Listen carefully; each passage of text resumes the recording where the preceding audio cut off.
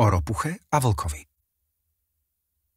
Neviem, prečo ľudia vymysleli prirovnanie škaredý ako ropucha. Pri jednej nedeľnej rodinnej prechádzke sme natrafili na samičku ropuchy, ktorá si na svojom chrbte niesla svojho samčeka. Najprv som však musel upozorniť malé dievčatko, nech s konárikom prestane pichať do týchto nádherných tvorov. Žiaľ, mamina sa na konanie svojej dcerky ticho prizerala. Chápem. Každý sme iný, každý máme rôzne pohľady na svet, ale bolo by dobré, keby rodičia viedli deti k ochrane prírody zvierat, stromov. Je to jediná cesta, ako chrániť aj seba. Koniec mentorovania, každý musíme začať od seba.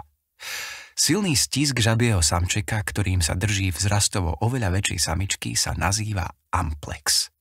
Samička si takto na sebe často nesie aj viacero samčekov, lebo ich potrebuje na oplodnenie, ktoré sa udeje vo vode.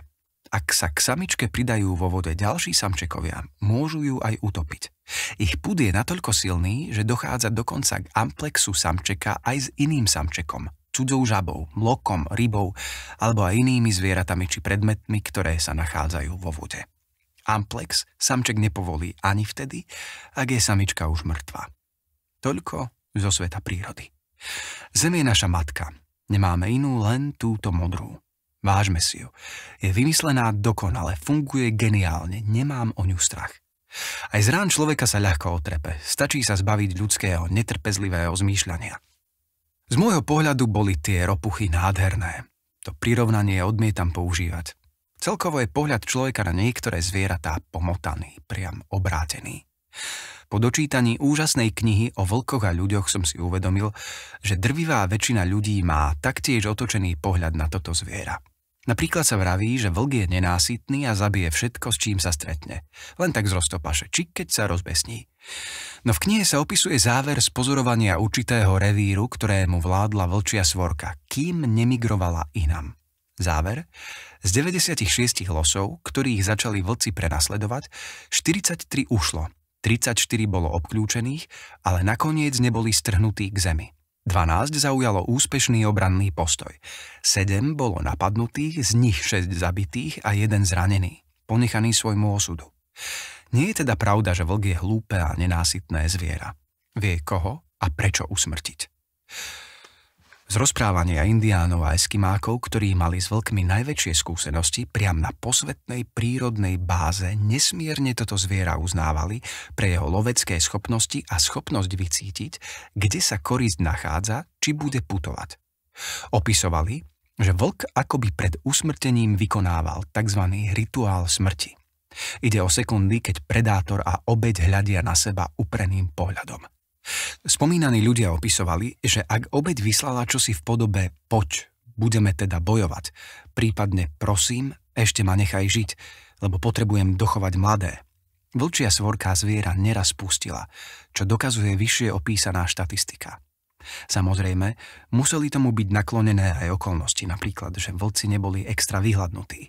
Neskôr biológovia pokračovali v tomto výskume, až prišli na to, že keď vlk vnikne do ohrady domestikovaných zvierat, ako sú napríklad kravy či ovce, ktoré už dávno nežijú v autentickej prírode a o veľa interakcií už boli obraté, napríklad ovca nevie v dialógu smrti predátorovi odpovedať a vlkovi sa namiesto komunikácie na úrovni dostávajú od nej len tuposti a hlúposti, môže sa niekedy rozbesniť a usmrtiť veľa jedincov.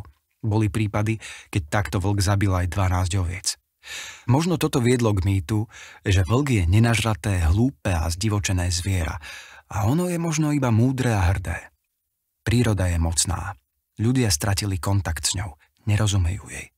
Vo svojej spupnosti a nadradenosti si domysleli, že môžu bez zodpovednosti vraždiť a ničiť. No, nie vždy to tak bolo. Nemusím ísť ani po príklad do ďalekej minulosti. Raz mi jeden pán na východnom Slovensku rozprával, že za čias jeho mladosti, 50. roky minulého storočia, žili ľudia vo väčšej spojitosti s prírodou, a teda aj s divými zvieratami. Opísal mi príhodu, keď jeden rok bola naozaj krutá zima a vyhladnutí vlci prišli k kraju dediny.